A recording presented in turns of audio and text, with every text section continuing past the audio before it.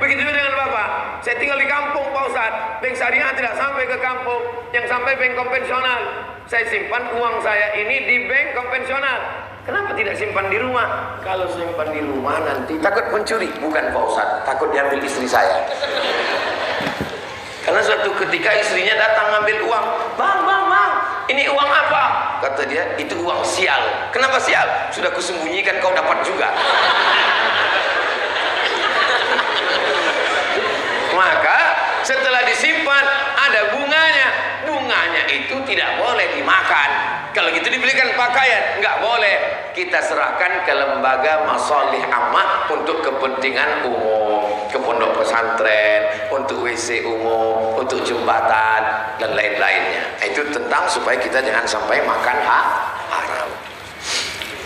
Apakah ada orang tua yang durhaka kepada anaknya? Memang pertanyaan di Sulawesi ini menunjukkan orangnya cerdas.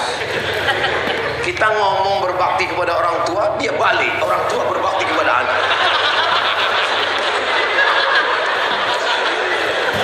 Jadi suatu ketika Umar bin Khattab sedang duduk, datang seorang membawa, "Wahai Umar, ini anak durhaka. Tolong hukum dia, karena dia anak durhaka." Umar orangnya bijaksana. Dia langsung tanya anak ini, "Kenapa kau durhaka?" Kata anak itu, "Umar, boleh saya bertanya kepada?" "Boleh." "Kami sebagai anak ini ada hak tak terhadap orang tua?" Kata Umar, "Kamu punya hak. Berapa hak kami sebagai anak?" "Ada 3. Apa haknya?" "Pertama, dikasih nama yang baik."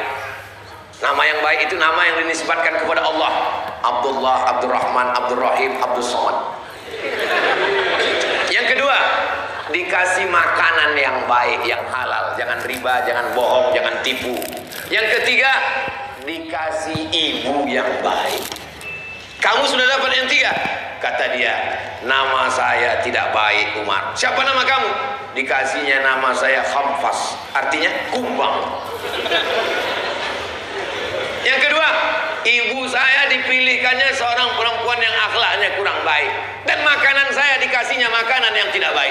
Apa kata Umar kepada bapaknya? "Laqad aqadtahu qabla an ya'uqqa alaik." Kamu bapak lebih dulu durhaka kepada anakmu sebelum anakmu durhaka kepadamu. Jadi kalau begitu pertanyaan ini, adakah ayah durhaka kepada anak? Lihatlah Adam, anak muda di Makassar. Mereka tidak mau menjawab. Walaupun ada, mereka hanya diam. Karena mereka menghormati ayah mereka. Berarti berhasil kajian pagi ini. Ustaz, semoga selalu dalam lindungan Allah. Amin. Lihatlah, ditulis pakai tulis Arab. Masya Allah. Jadi manusia janganlah kasar, apalagi cari masalah. Wahai Ustaz Somad, selamat datang di Makassar. Kami mencintaimu karena Allah. Kalau Tuhan pergi ke Madinah, ini jawabannya. Jangan lupa singgah ke kota Makkah.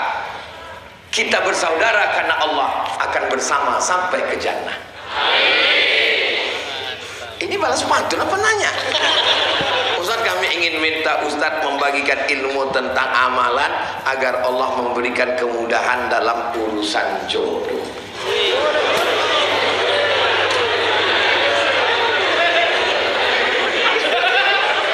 Siapa yang sibuk berzikir mengingat Allah, maka Allah berikan dia yang dia inginkan lebih daripada yang diminta oleh orang yang berdoa. Saya ulang sekali lagi. Siapa yang menyibukkan dirinya berzikir mengingat Allah, maka Allah berikan keinginannya lebih daripada yang diminta oleh orang yang berdoa. Jadi yang pertama, sibukkan dengan ibadah dan zikir. Tapi doa jangan sampai lupa. Doanya Pak Ustaz, Rabbi la tazarni fardan wa anta khairul warisin. Rabbi la tazarni fardan wa anta khairul warisin. Ya Allah, jangan biarkan aku sendirian, karena engkaulah sebaik-baik pemberi waris. Tak ada yang sulit bagi Allah. Planet bumi, orang barat itu selalu ceritanya ilmiah, beda sama orang Indonesia. Kalau orang Indonesia, asam di gunung, garam di laut, bertemu dalam belanga. Dia selalu cerita kuliner. mengisyaratkan tentang yang jauh. Tidak ada yang sulit bagi Allah. Innama amruhu iza arada syai'an ayyakula lahu kun. Tak usahlah saya ceritakan. Adik-adik melihat dari kehidupan saya, dipukul ombak, dihempas gelombang, bagaimana berbagai macam kesulitan. Pada akhirnya saya menikah, punya anak. Sampai hari ini kita saling mendoakan, mudah-mudahan kita diberikan keluarga yang sakinah mawaddah warahmah. Anak cucu kita soleh dan solehah. Jodohmu sudah ada, cuman belum jumpa. Tapi ada keyakinan bahwa Allah akan memberikannya, insya Allah. Amin ya rabbal alamin. Kertas terakhir. Apa saja kewajiban menantu yang tinggal dengan mertua? Saya anjurkan bagi kalian adik-adikku, walaupun orang tua kalian kaya, rumahnya sebesar lapangan sepak bola, tapi usahakan kalian menyewa rumah yang kecil-kecil di dekat. Supaya apa? Lebih baik menjaga daripada memperbaiki. Karena kalau hatinya sudah hancur, berkeping, jatuh ke batu, sulit untuk direkat kembali. Saya bilang ke ibu saya, "Ma, ini rumah ini 2 lantai. Nanti kalau siap, Mak tinggal di sini." Dia tanya, "Kau tinggal di mana?" "Akan ku cari rumah kecil di dekat-dekat sini." "Kenapa kau tidak tinggal di sini?" "Karena kalau aku dengan istriku dan emak tinggal di sini, nanti emak akan merasa menumpang. Kami yang tuan rumah. Kami majikan, emak pembantu. Terus emak yang akan tinggal di sini. Kau di mana?" "Aku di rumah kecil itu dengan istriku." "Terus nanti kami akan datang menjadi tamu dan emaklah tuan rumahnya." Dia tersenyum bahagia. Makanya nanti adik-adik kalau datang ke Riau, akan saya bawa ke rumah, tertulis di pintu, "Rumah emak." Walaupun dia sudah meninggal dunia, maka tamu-tamu yang datang itu tamu dia. Kalau dikasih minum teh, kasih makan, pahalanya mudah-mudahan mengalir kepada almarhumah. Mesti niatnya begitu. Ustaz dulu cita-citanya kuliah mau jadi apa? "Saya mau kuliah, aku mesti S1, S2, S3. Nanti kalau aku dapat ijazah, aku akan melamar jadi dosen di Malaysia dan Brunei." Kenapa di situ? Karena gajinya banyak. "Aku mau S1, S2, S3, habis itu aku mau jadi dosen di Malaysia dan Brunei. Nanti aku akan menjemput emakku dari kampung, aku akan bahagiakan dia." Itu saja cita-cita saya. Dan semua dikasih Allah lebih dari yang saya minta.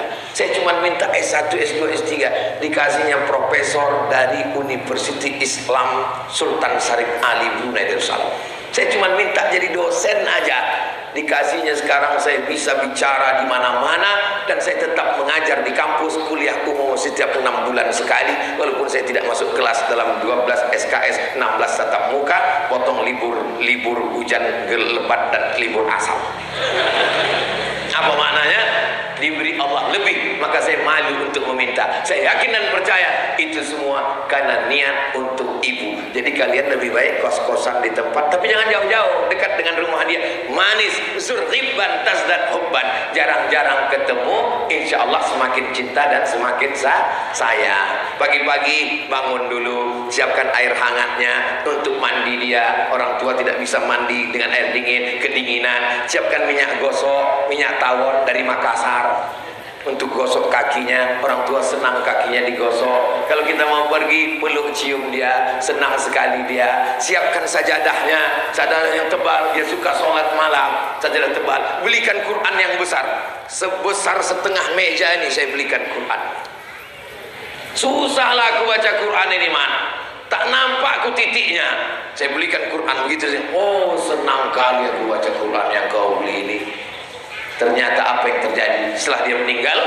Yang mengobati rindu adalah duduk di tempat dia sholat, membuka Quran yang dulu dia baca, mencium mukenanya dan kain sarungnya. Itu mengobati rindu hati yang luar biasa. Sulit untuk menceritakannya karena kalian belum mengalami. Nanti setelah ibu kalian meninggal, baru kalian ngomong, "Betul kata Ustaz Somad dulu." Memang betul lah. Bapak Ibu yang dimuliakan Allah, judul ini kapan dikasih panitia? Baru tadi di belakang. Saya tanya, apa judulnya? Enggak ada. Masa judulnya enggak ada? Tentang orang tua aja. Di Kemana-mana saya bawa fotonya untuk mengobati kerinduan saya. Dari dulu sampai sekarang. Foto istri ada di dalam.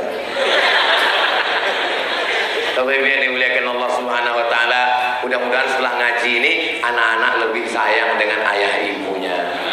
Setelah ngaji ini ibu-ibu lebih sayang dengan anaknya. Setelah ngaji ini ada yang lebih hebat dari ibumu. Kalau ibumu sayang karena melahirkanmu, karena ibumu sayang karena dia menyusukanmu. Ada yang lebih sayang dari ibumu. Anak dia lahirkan, dia susukan, dia besarkan, dia sekolahkan. Setelah besar, dikasihkannya ke kamu. Siapa dia? Mertua. Dia juga luar biasa. Maka berbakti kepada calon mertua aja dulu. Mudah-mudahan ibu kalau mau cari calon menantu, inilah dia anak muda yang soleh-soleh. Allahu Akbar. Yang takbir yang belum nikah aja. Ini anak sudah 3. Allahu Akbar. Apa kabar Bapak Ibu semua, sehat? Alhamdulillah. Itu yang penting. Untuk apa punya duit banyak, jabatan ada, istri cantik, tapi sakit. Yang penting adalah sehat. Kalau ada yang sakit sekarang, mudah-mudahan Allah mengangkat penyakitnya. Kalau ada yang nggak punya duit sekarang, mudah-mudahan dibukakan Allah pintu rezeki untuknya. Masjid kita ini namanya Masjid Babus Salam. Bab pintu, salam keselamatan. Siapa yang mau selamat, sering-seringlah datang ke Babus Salam. Insya Allah selamat dia di dunia, selamat dia di akhirat.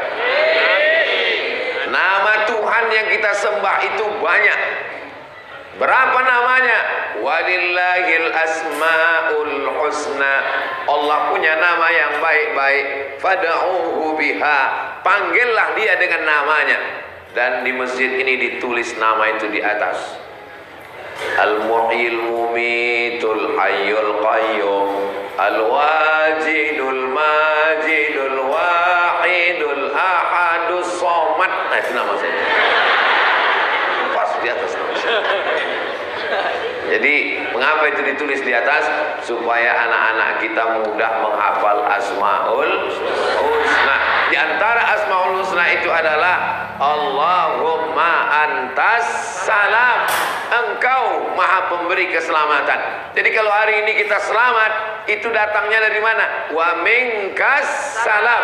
Dan semua nanti akan kembali kepada dia. Wa ilaika ya'udus salam. Hidupkan kami dalam keselamatan. Fahayyina rabbana bis salam. Masukkan kami ke tempat yang penuh dengan keselamatan. Wa adkhilnal jannata daras salam. Tapi untuk sampai ke Darussalam mesti masuk melalui pintu namanya. Itu enaknya ceramah di tempat orang yang cerdas, nyambung dia langsung. Saudara yang dimuliakan Allah Subhanahu wa taala, tema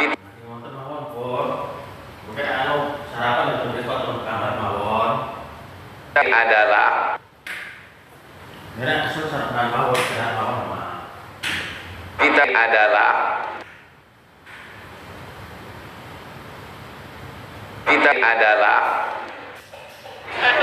tausiah kita hari ini adalah pentingnya Palestina bagi umat Islam. Tapi di Masjid Babus Salam tema kita adalah bagaimana kita memuliakan orang tua.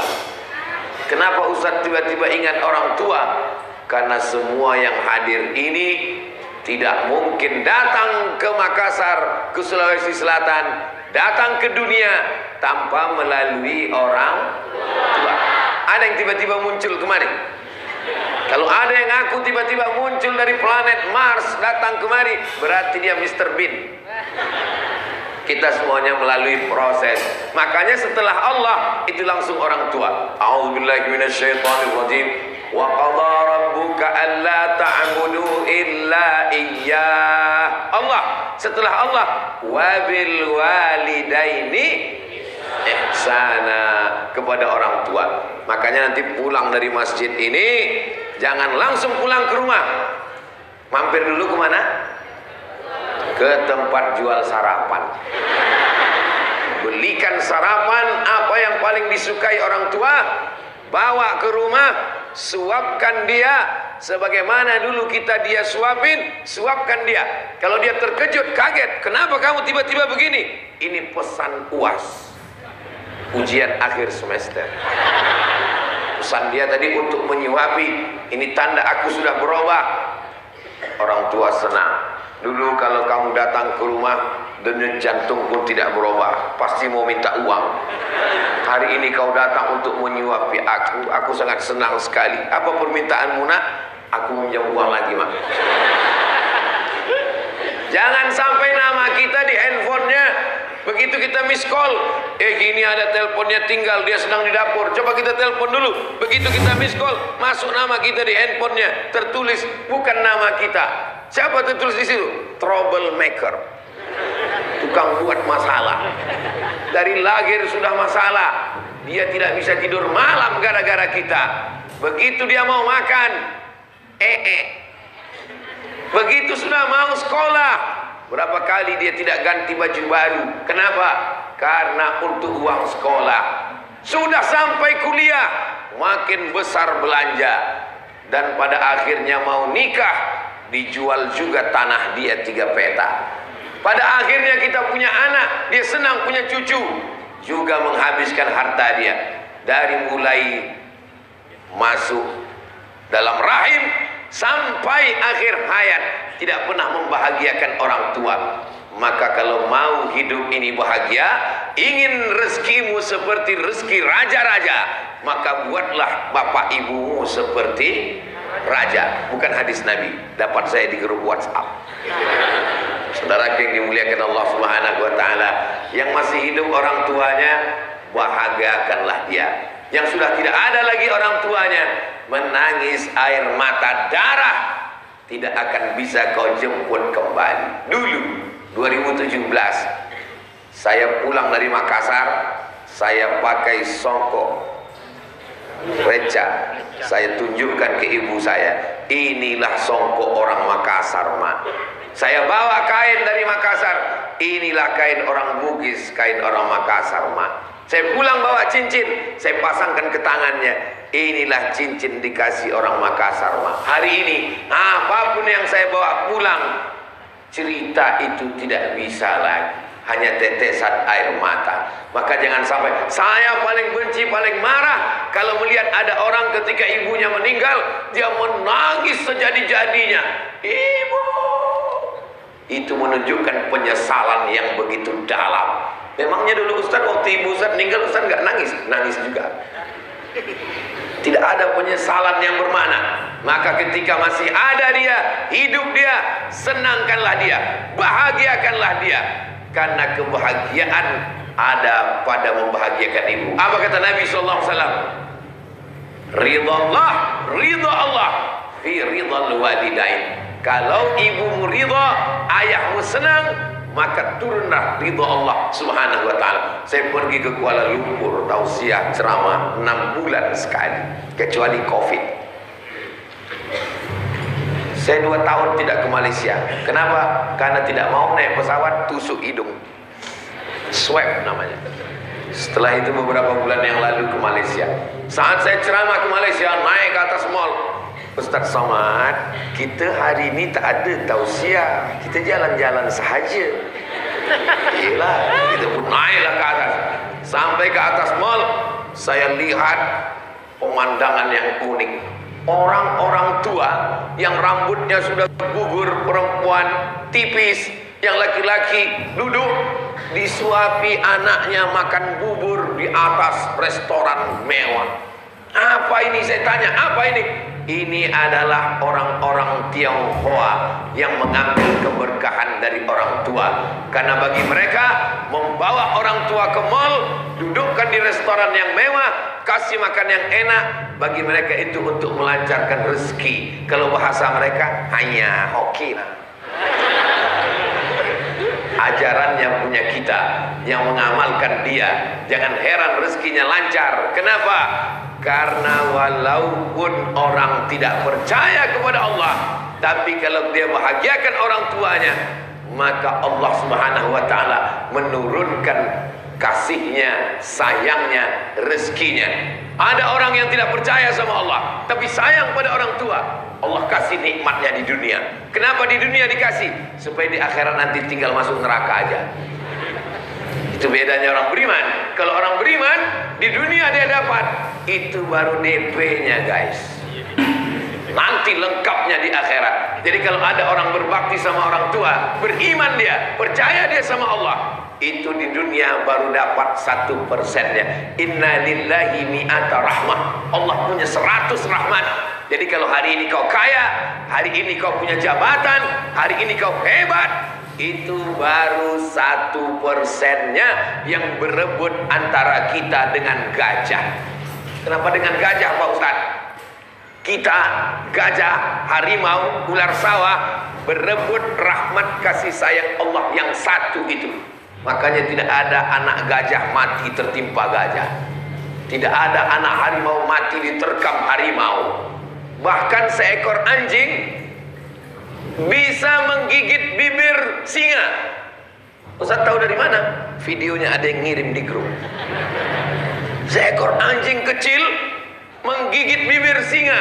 Kenapa ini singa tidak melawan? Ternyata ada masa lalu. Singa ini menyusu kepada anjing karena emak singa sudah mati. Akhirnya dia menyusu kepada anjing. Setelah badannya besar, dia bisa menerkam anjing. Tapi anjing itu tidak dia terkam. Kenapa?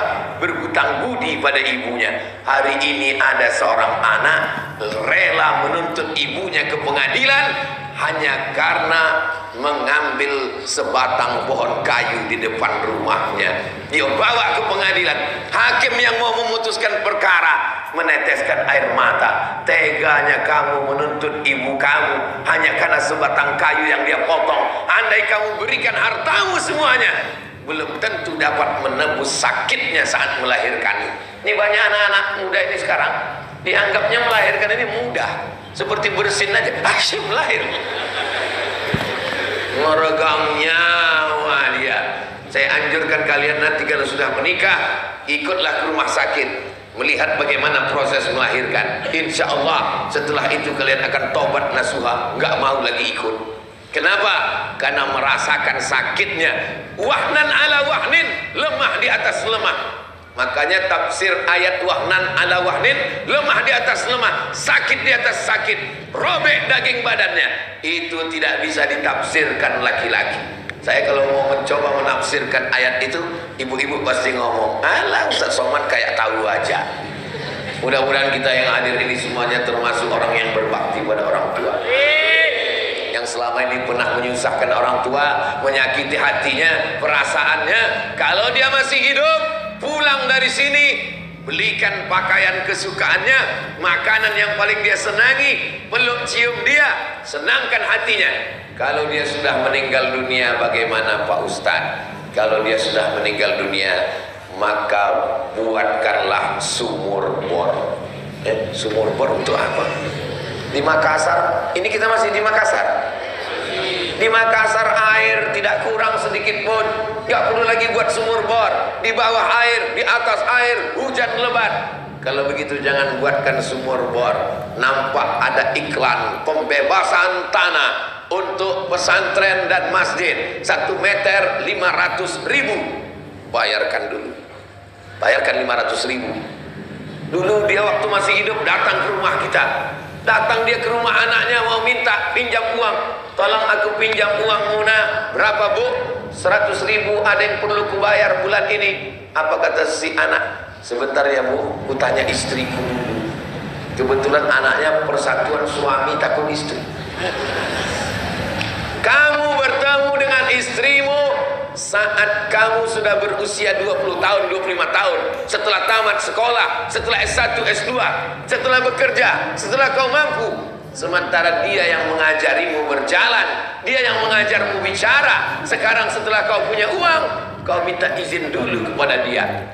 Maka kau mesti berani berkata, aku adalah diriku, tapi aku juga adalah milik ibuku. Bagaimana nih anak-anak muda yang ada di sekarang? Berani berkata begitu? Masya Allah. Biasanya memang belum nikah begitu.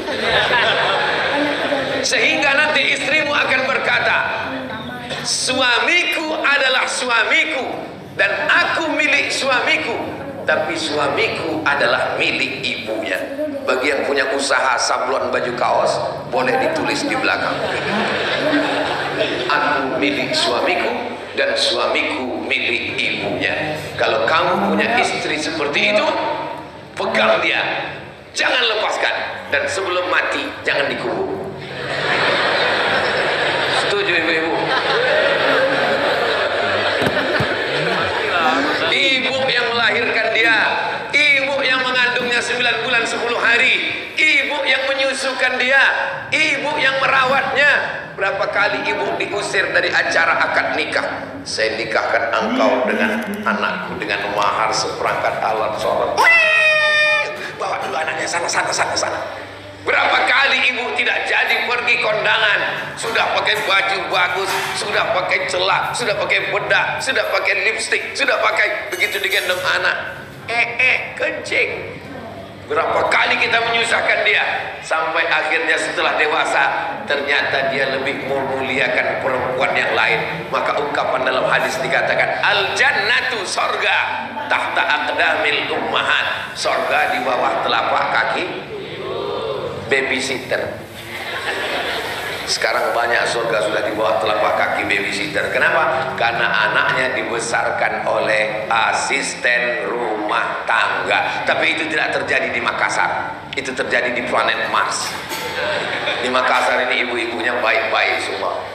Kalau kalian mau melihat bagaimana Islam memuliakan perempuan, mengangkat harkat martabatnya, ada yang mengatakan Islam itu menginjak-injak perempuan, Islam itu meremehkan perempuan, Islam itu melecehkan perempuan. Kalau kalian mau melihat perempuan diangkat harkat martabatnya, tinggi derajatnya, lebih tinggi dari ustadz, datanglah ke Masjid Babu Salam Makassar. Perempuan tinggi di atas. Kelihatannya kalau di kamera Ustadz Somad yang paling tinggi, disediakan kursi, disediakan meja. Kenapa Ustadz gak mau duduk di kursi? Karena memang ini lagi momentum orang banyak rebutan kursi. Maka saya mau sedang menyampaikan, Abdul Somad itu kalian jangan khawatir dia mengambil kursi kalian. Kursi yang ada pun dia tidak mau. Maka sekarang kita perlu banyak-banyak baca ayat. Jamaah ini nyambung. Saya sampai ke Makassar ini itu dijemput, dikawal, dibawa oleh kakak-kakak kelas saya di Mesir dulu. Ada Ustadz Anwar Sadat. Mudah-mudahan Ustadz Anwar Sadat disampaikan Allah segala niat baiknya, insya Allah. Ada Ustadz Rusdi Arif. Ustadz Rusdi Arif juga disampaikan niat baiknya, insya Allah. Ada Ustadz Hasbi, ada Ustadz Abdullah Yusuf, ada para asatis. Ustadz Somad ini yang disebutnya cuma Ustadz teman-temannya saja. Semuanya saya sayang semuanya. Saudara-saudari, hadirin hadirat, muslimin muslimat, mukminin mukminat yang belum kawin dan belum sunat. Semuanya saudara saya, insya Allah semuanya pasti masuk surga. Pede sekali Ustaz Somad itu mengatakan masuk surga. Itu yang ngomong bukan saya, Beb. Yang ngomong itu Nabi Muhammad. Kalau sama saya mungkin orang tidak percaya, tapi kalau kepada Nabi Muhammad, percaya Nabi Muhammad. Man qala la ilaha illallah Muhammadur Rasulullah dakhalal jannah. Siapa yang mengucapkan la ilaha illallah Muhammadur Rasulullah, maka dia pasti masuk surga. Percaya atau tak percaya? Pasti masuk surga. Nabi Muhammad yang ngomong.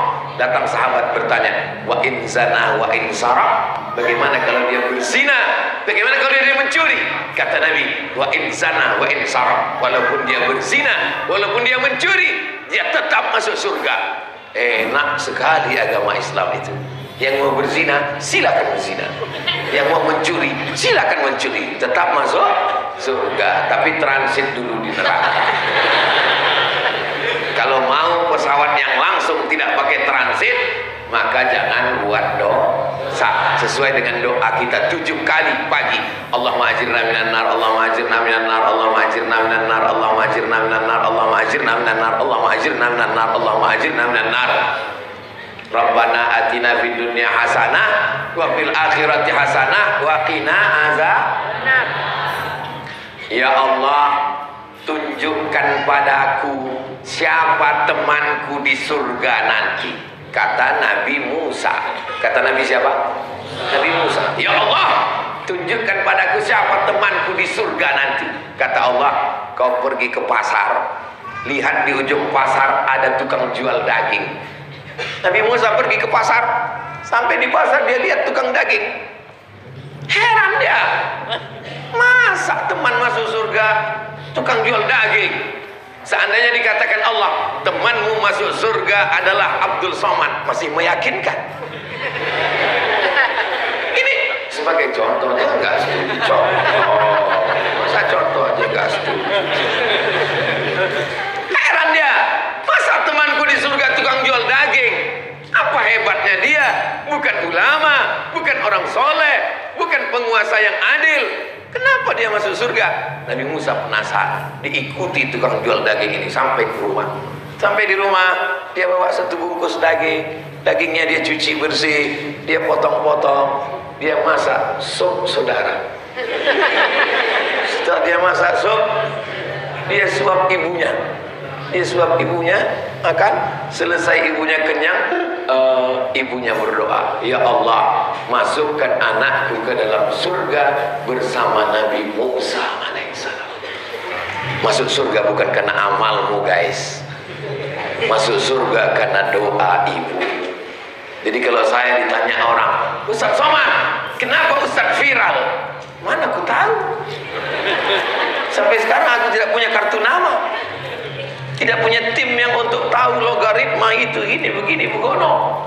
Saya pulang dari kuliah, tausiah, ceramah, direkam, diupload, ada yang tersinggung, diusir, viral.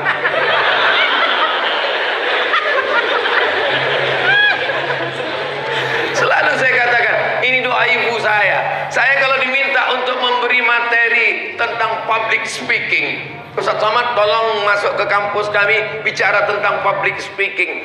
Mohon maaf, saya nggak pernah bicara public speaking. Dulu memang pernah ikut kursus, tapi sekali masuk habis itu nggak datang lagi. Public speaking itu diatur betul-betul, dari mulai salamnya itu harus dari kanan ke kiri, di tengah berakhir Assalamualaikum warahmatullahi wabarakatuh. Pakaiannya harus betul-betul diperhatikan, harus matching antara topi dan baju. Ini hari ini Ustaz Somad topi songkok dengan bajunya matching, kebetulan. Dua-duanya mereknya Casio, dikasih orang. Lagi yang dimuliakan Allah Subhanahu wa taala, selalu saya kalau ditanya, ini adalah doa ibu saya. Maka ketika ibu saya meninggal, saya pikir doanya sudah berakhir, habis sudah riwayat. Ternyata masih ada sisa-sisa doanya. Mudah-mudahan ibu-ibu mendoakan anaknya semua insyaallah. Kalau selama ini ibu belum mendoakan, makan hari ini, pagi ini, selesai nanti makan, ibu doakan, ya Allah, masukkan anakku ke dalam surga bersama Nabi Muhammad sallallahu alaihi wasallam. Ibu itu walaupun ngomongnya salah,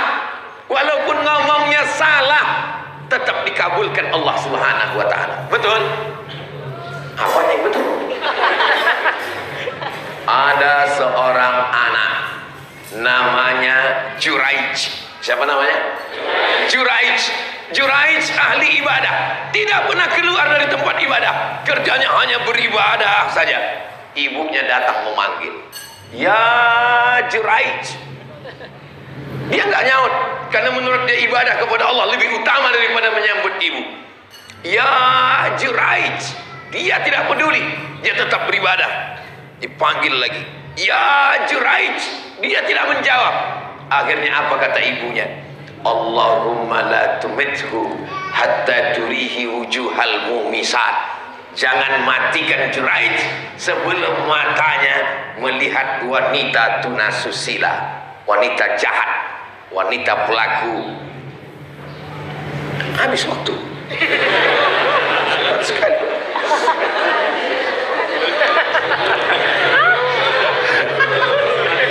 Sampai mana tadi hilang, Wan? Saya ingat cuma ngetes jamaah aja.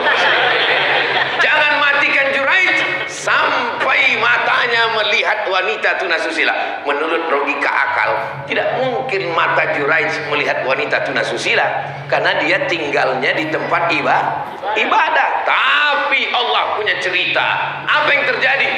Tidak lama setelah itu ada seorang perempuan pengembala kambing hamil tanpa suami. Ditangkap, ditanya dia, "Hei perempuan pengembala kambing, siapa yang menghamilimu?" Perempuan itu menjawab, "Juraij." Mereka orang kampung datang ke tempat ibadah. Mereka ratakan dengan tanah. "Hei Juraij, rupanya kamu selama ini pencitraan saja. Penjahat rupanya kamu. Ini pengembala kambing sudah hamil. Kamu mesti kami bunuh, lempar batu sampai mati." Kata Juraij, "Tunggu anaknya lahir. Kalau kamu mau membunuh saya, tunggu anaknya lahir." Begitu anaknya lahir, Juraij menusuk pusar anak itu. Kalau bahasa Makassarnya, "Who is your father?" Siapa bapakmu? Anak itu menjawab, "Koboi. Bapak saya pengembala kambing." Inilah satu di antara anak yang masih kecil bisa bicara. Di antaranya Nabi Isa alaihissalam. Yang kedua, bayi yang ditusuk Juraij pusarnya. "Siapa bapakmu?" Anak itu menjawab, "Pengembala kambinglah bapak saya." Allah cuma ingin menunjukkan bahwa andai ibu salah ngomong, tetap dikabulkan Allah. Makanya kalau ibu sangat marah, emosi, jangan sampai manggil anak salah ngomong. "Hei anak setan." Panggillah dia dengan panggilannya, "Hei calon gubernur Sulawesi Selatan. Hei calon presiden. Hei calon ulama besar." Begitu cara manggilnya. Diaminkan para malaikat. Untungnya anak-anak itu nggak berani jawab. Seandainya anak-anak itu berani jawab, ibu nauzubillah, "Hei anak setan." "Sebentar ya ibu setan."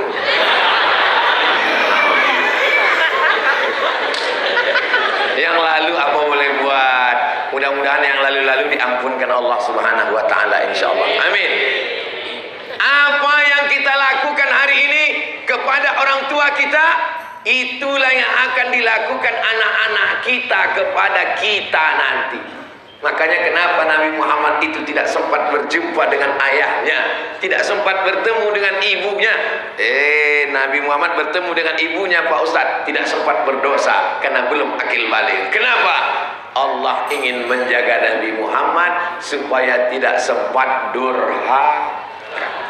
Jadi kalau ada di antara kita yang ayahnya meninggal, ibunya meninggal, jangan putus asa. Husnuzon dengan Allah. Berarti Allah ingin menjagamu supaya jangan sampai jadi anak durhaka. "Ya Rasulullah, ayul amal ahabbu ilallah." Apa amal yang paling dicintai Allah? "As-salatu ala waktiha." Salat pada awal waktu. Qultu summa ayun. Apalagi? "Al-jihadu fi sabilillah." Qultu summa ayun. Apalagi? "Birrul walidain." Berbakti kepada orang tua. Datang ke Makassar, menjadi orang kaya, bisnismen, rumahnya 5 lantai, tidak ada tangga, pakai lift. Orang tua yang dulu di kampung ditarik ke Makassar, tinggal di rumah.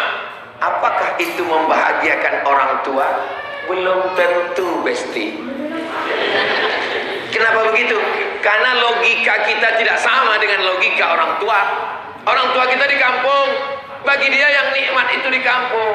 Pagi-pagi dia bisa ngasih makan ayam, dia bisa ngasih makan ikan mas yang ada di kolam. Siang-siang dia bisa belanja.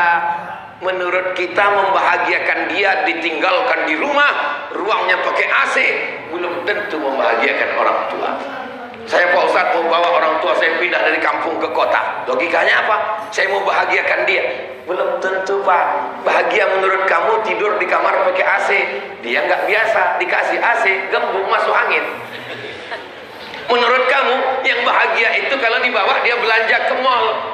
Menurut dia yang bahagia itu kalau dia belanja di pasar tradisional. Karena menurut dia yang bahagia itu bukan belanjanya tapi nawarnya. Bagi dia bisa menawar 1000 itu kenikmatan yang luar biasa. Ustaz kok tahu? Saya bersama ibu saya 11 tahun. Pulang dari Mesir tahun 98. Dia meninggal 2019. 11 tahun saya bersama dengan dia. Tahu betul saya bagaimana membahagiakan seorang ibu. Maka saya bawa dia ke pasar.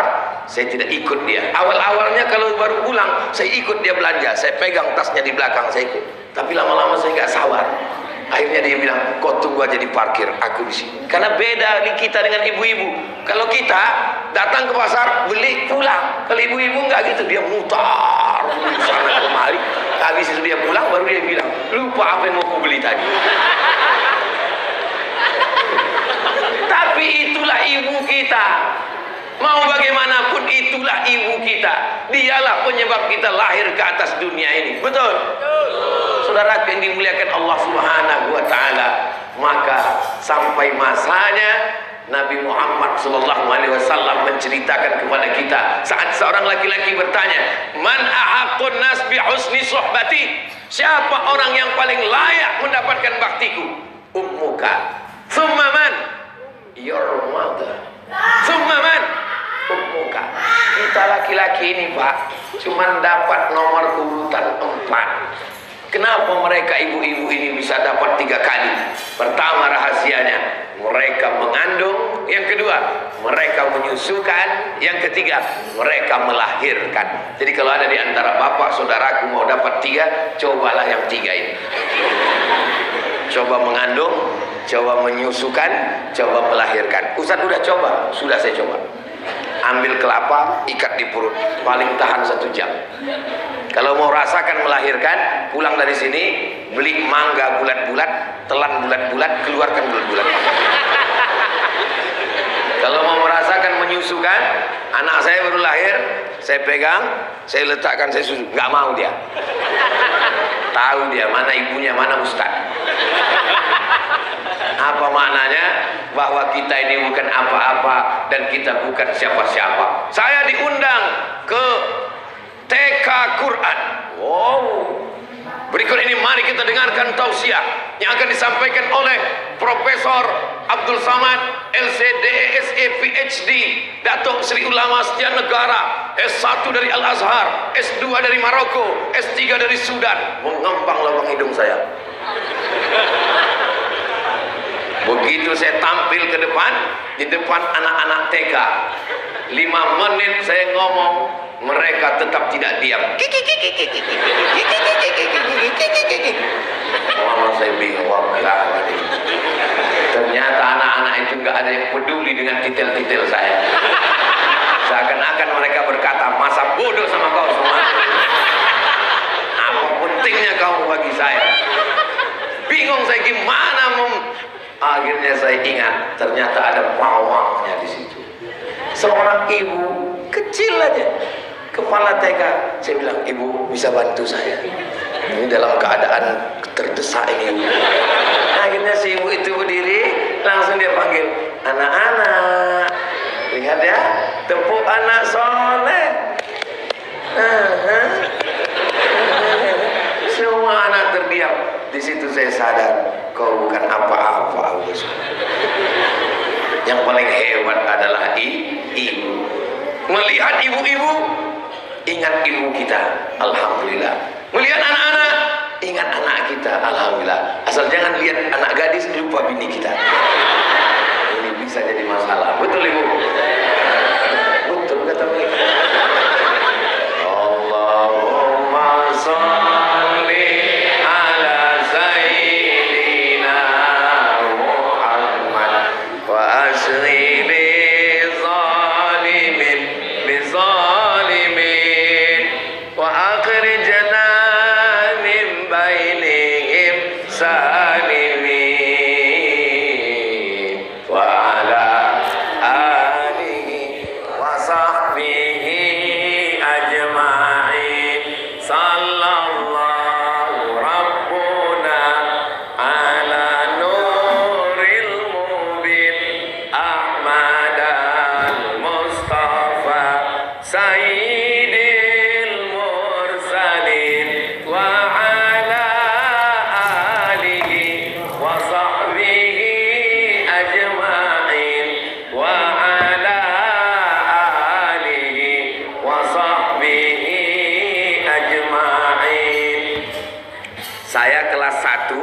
Nama sekolahnya Pesantren Darul Arafah di Medan, Sumatera Utara.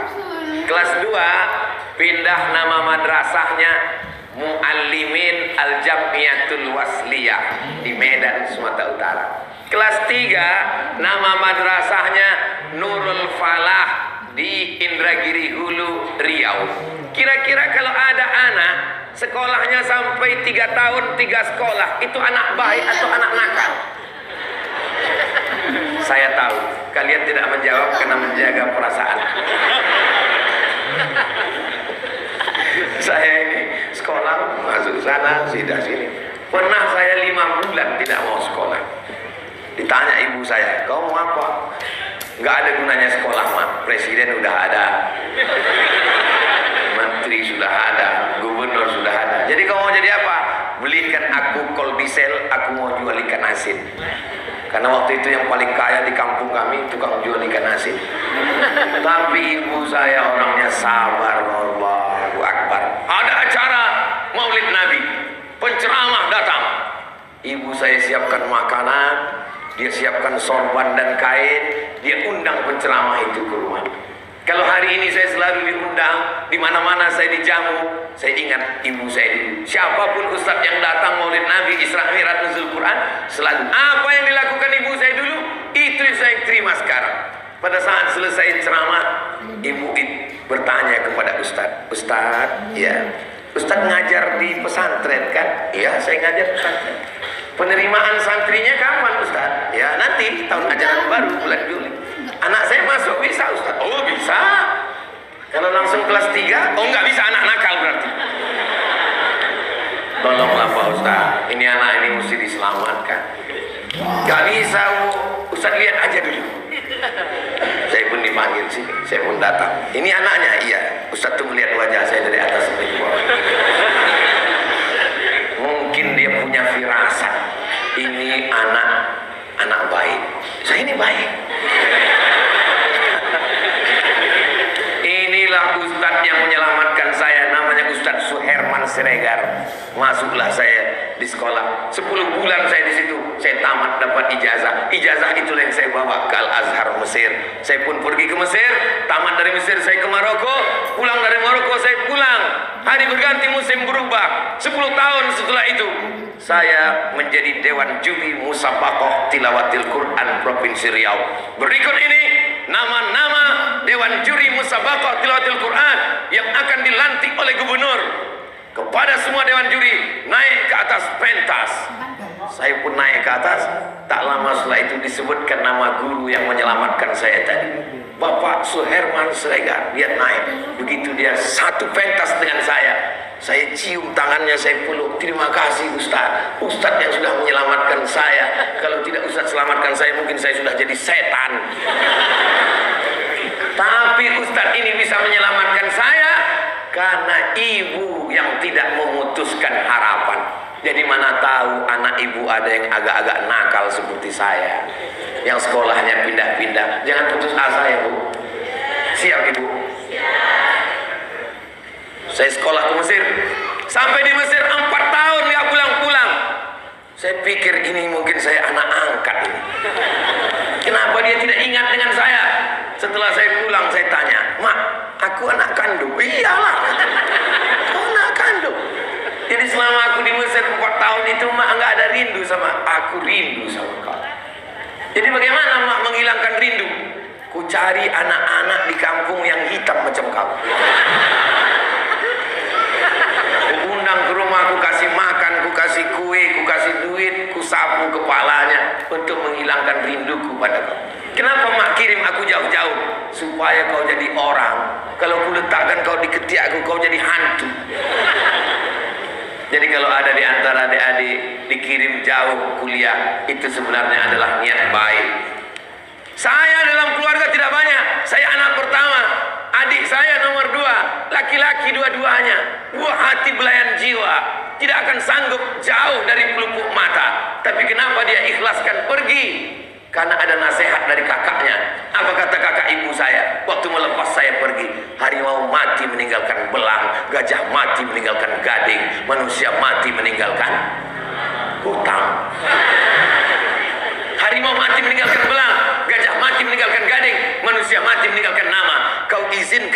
kau ini pergi ke Mesir, karena mungkin nanti dia akan meninggalkan nama yang baik.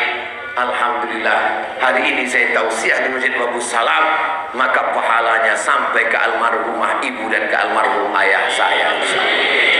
Jadi ibu-ibu, ikhlaskan saja anak itu pergi jauh, nanti Allah dia akan pulang dan dia akan menjadi kebahagiaan buat ibu. Karena di antara amal yang mengalir, shadaqatun jariyah. Mungkin kita bukan orang kaya, kita tidak bisa bangun masjid. Ilmun yuntafa'u bih. Kita bukan kiai, kita bukan guru tak, kita bukan alim ulama. Tapi insya Allah yang ketiga ibu pasti dapat. Waladun solihun. Anak yang soleh, bukan soman. Mudah-mudahan anak kita semuanya soleh-soleh insya Allah. Anak saya yang pertama Mizyan Hazik Abdillah, nomor 2 Sami Ahmad Bismahi Ibadillah. Doakan supaya yang dua ini jadi anak-anak yang soleh. Saya selalu minta doa kalau ketemu dengan qori pas salaman, doakan anak saya Ustaz supaya bisa seperti Ustaz. Karena begitu ibu saya dulu, kalau dia jumpa ulama, dibawakannya saya, dibukakannya kepala saya, minta hembus-hembuskan tiup, diambilkannya air, dikasihkannya minum. Nama saya pun dimintakan kepada ulama, siapa yang cocok nama anak ini, dikasih nama supaya disebut tiap malam Jumat, kul wallahu ahad, Allahus. Sekarang banyak orang kasih nama anak semaunya saja, tidak lagi tanya pada Andre Guruta, tidak lagi tanya pada alim ulama. Nama yang dicocok-cocokkan namanya ilmu cocokologi. Nama suami Sulaiman, nama istri Toyibah, campur nama anak Letoy. Mohon maaf Pak Sulaiman, yang terus. Apa ini? Nama adalah doa. Makanya nama orang Bugis, nama orang Makassar, nama orang Sulawesi Selatan, itu semuanya adalah doa. Kenapa dari sini muncul orang-orang yang memuliakan agama? Karena biasanya nama orang Makassar, biasanya ujungnya pasti ada agama. Din, Tajudin, Samsudin, Zainuddin, Hasanuddin. Din artinya agama. Hasanuddin, kebaikan agama. Tajuddin, mahkota agama. Zainuddin, hiasan agama. Yang tidak jadi nikah dengan Hayati.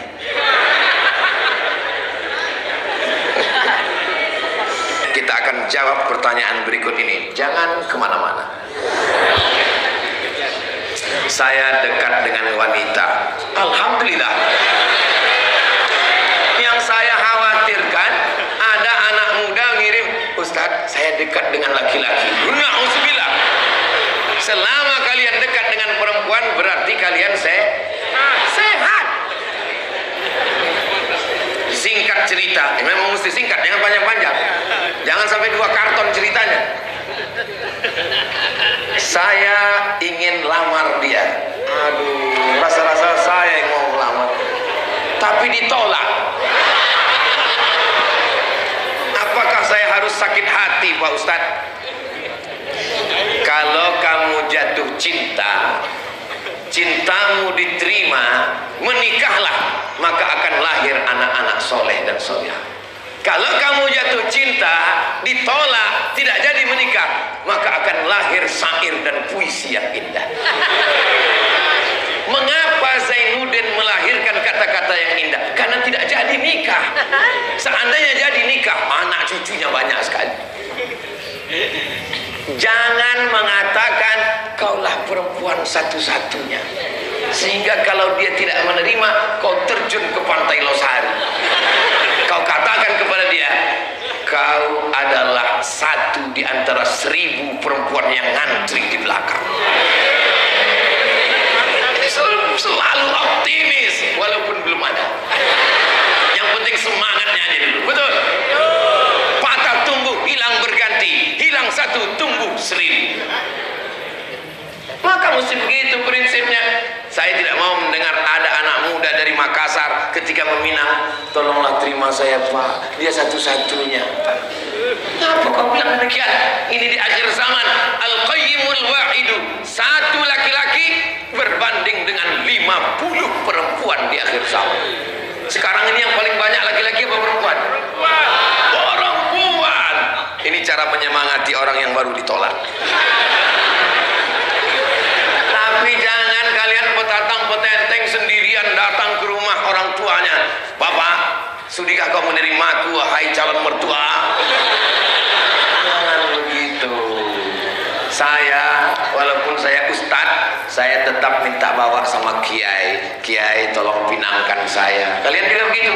Bawa Ustadz Benyamin, ada Ustadz Benyamin di sini. Bawa Ustadz Anwar Sadat, bawa Ustadz Hasbi. Kalau Ustadz Somad yang kami bawa, jangan, nanti saya yang diterima. Pede sekali Ustadz Somad. Kalau jodoh tak akan kemana. Tapi ingat, saingan di mana? Adalah kira-kira air ini untuk saya atau bukan? Ini air untuk saya. Tapi kalau saya tidak ada usaha untuk membukanya, menuangkannya ke mulut, apakah mungkin air ini masuk ke mulut saya? Begitulah jodoh kalian sedang menunggu. Nggak mungkin dia datang. Ini kadang anak muda ini, kamu nggak ada usaha.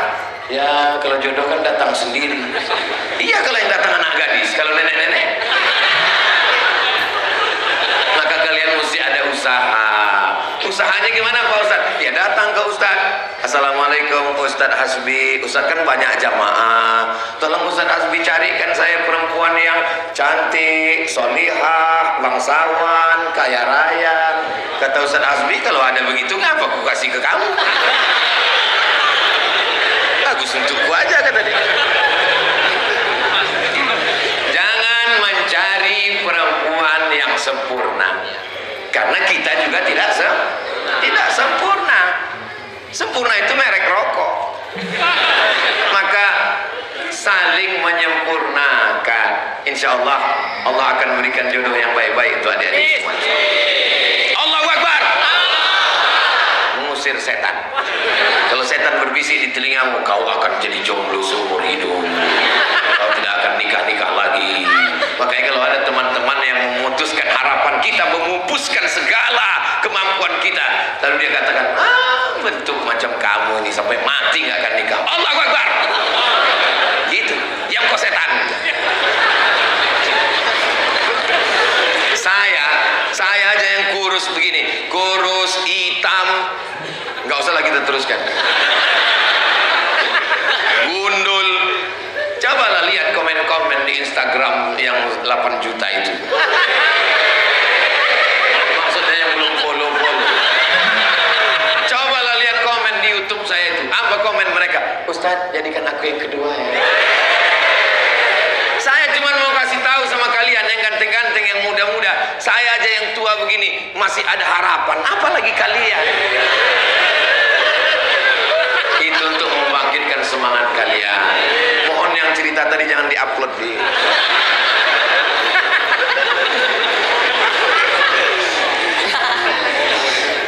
Masa Ustaz takut di rumah? Ustaz kan ceramah seperti singa. Iya, pawangnya di rumah.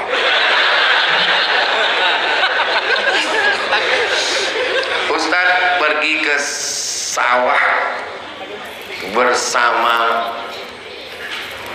sawah bersama etos. Adakah 100? Masya Allah. Kalau pantun itu kan mesti dijawab. Pergi ke sawah bersama Abdu, yang ada 50. Pergi ke sawah bersama Rima, yang ada 25. Jadi gini Pak Ustadz, apa hukumnya menolak seruan perintah orang tua yang menyuruh kita nikah muda? Ya Allah, kenapa kalian gak mau menikah muda? Saya tanya dulu sama orang yang nikah, Pak, sebelum nikah saya tanya, gimana nikah itu? Kata dia, nggak usah lah di nikah itu yang enak cuma 10%. Terus yang 90 enak sekali. Kalaulah tahu saya nikah itu manfaatnya banyak, maka saya anjurkan menikahlah kalian di usia di bawah 25. Supaya apa? Saat kalian berumur seperti saya 46, kalian sudah mengantar anak ke Al-Azhar Kairo Mesir. Jangan sampai macam saya sekarang masih gendong anak kecil. Sampai waktu saya pergi ada yang nanya, ini cucunya ya? Rasa saya mau tempeleng aja.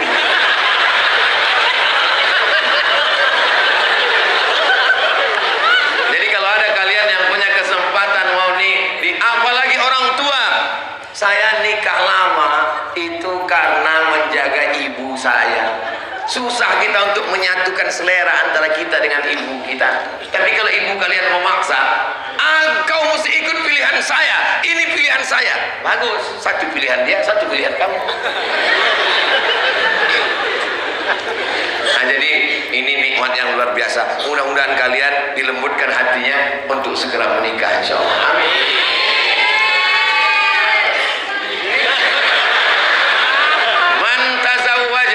Siapa yang menikah faqad istakmala nisfal iman, dia sudah menyempurnakan setengah iman. Setakwa-takwanya laki-laki, kalau dia belum menikah imannya baru 50%. Setelah dia menikah menjadi 100%. Man istata'a minkumul ba'ah, siapa di antara kamu yang mampu menikah, falyatazawwaj, menikahlah, fa innahu aghaddu lil basar. Dengan menikah itu menjaga pandangan, apalagi zaman sekarang. Ada sekarang anak muda nggak mau nikah. Saya nggak mau nikah, Pak Ustaz. Imam Nawawi tidak menikah, Ibnu Taimiyah tidak menikah, Said Qutb tidak menikah. Mereka dulu tidak menikah karena di zaman mereka perempuan itu tidak kelihatan apa-apa, yang kelihatan cuma matanya. Zaman sekarang perempuan matanya tertutup, yang lain terbuka. Maka segeralah kalian menikah karena fitnah akhir zaman yang luar biasa. Kalau sampai kalian yang muda-muda ini nggak nikah, saya khawatir yang tua-tua ini khilaf nanti.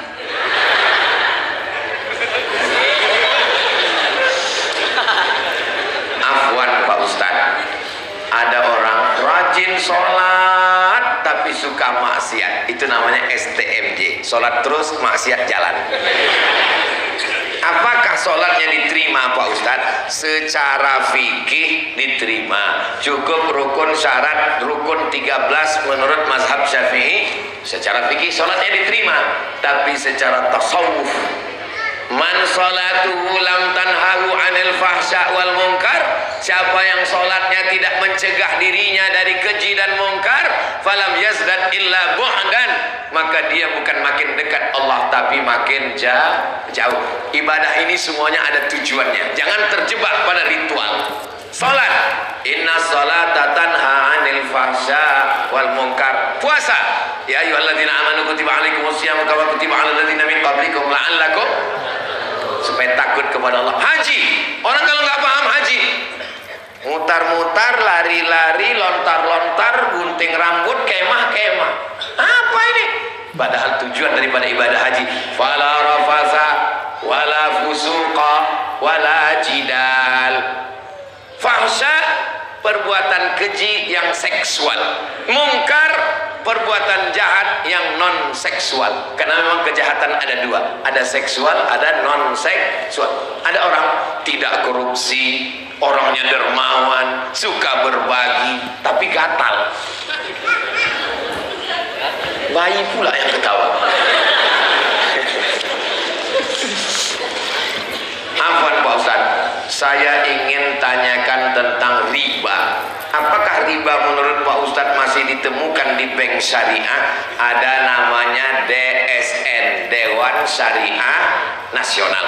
Dewan Syariah Nasional itu mengeluarkan fatwa-fatwa khusus bidang ekonomi, diterapkan di bank-bank syariah, Bank Sulsel Syariah, BSI Bank Syariah Indonesia. Maka semua produknya halal. Kalau makanan dulu ke Komisi Fatwa, sekarang ke Kementerian Agama. Kalau ekonomi terkait dengan pinjam meminjam, gadai menggadai, mudharabah, bagi hasil, murabahah, permodalan, itu produknya dilaksanakan di bank syariah. Maka produknya baik semua. Simpelnya begitu.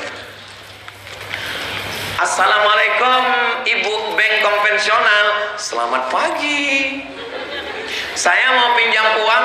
Oke, pinjam 100 juta, bayar 120 riba.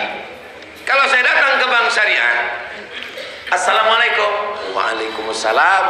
Saya pinjam uang. Kami tidak melayani peminjaman uang, karena uang dengan uang riba maka haram. Dia tanya, Ustaz pinjam uang untuk apa? Saya mau beli mobil. Oh, kalau begitu itu namanya permodalan. Kalau begitu namanya ini adalah nanti kami belikan. Mobilnya dibeli oleh bank. Sekarang mobil dibeli oleh bank, maka mobil menjadi milik bank. Datang saya membelinya dengan cara bil qisti, kredit angsuran.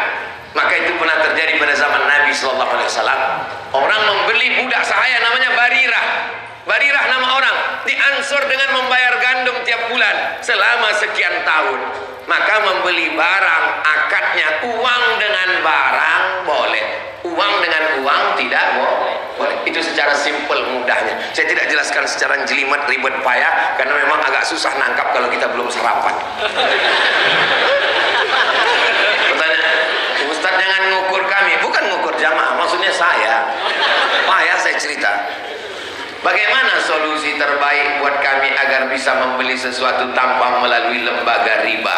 Beralihlah ke pergadaian syariah, mengatasi masalah tanpa masalah. Beralihlah ke bank syariah. Ustaz Somad ngomong bank syariah, bank syariah. Itu kemarin saya lihat ada video Ustaz ceramah di bank konvensional. Saya memang ceramah di bank konvensional, tapi kalau dikasih air minum, airnya tidak saya minum.